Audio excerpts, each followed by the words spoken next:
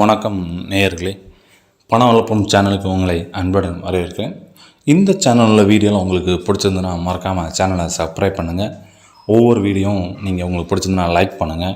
உங்களுக்கு தோணக்கூடிய எண்ணங்கள், நீங்கள் சொல்ல வேண்டிய கருத்துக்களை கமெண்ட் பண்ணுங்கள், மற்றவங்களுக்கு ஷேர் பண்ணுங்கள்.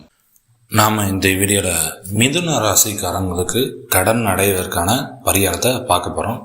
ஸோ நீங்கள் மிதுன ராசிக்காரங்களாக இருந்தால் இந்த வீடியோ உங்களுக்காக தான்.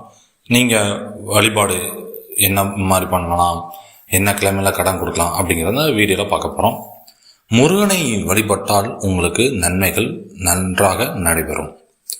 கிழக்கு வடக்கு ஆகிய திசைகளில் நின்று நீங்கள் கடனை அடைப்பது உங்களுக்கு நன்மை தரும். கிழக்கு வடக்கு, சரிங்களா?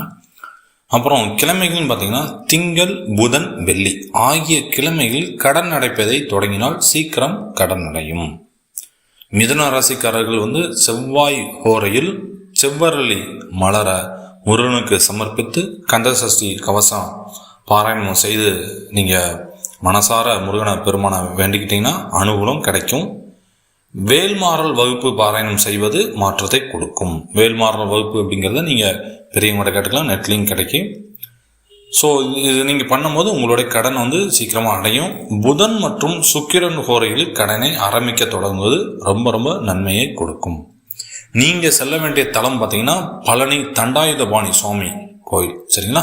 அங்கே சென்று தரிசித்து வாங்க, கண்டிப்பாக வாழ்க்கையில் மாற்றம் நிகழும்.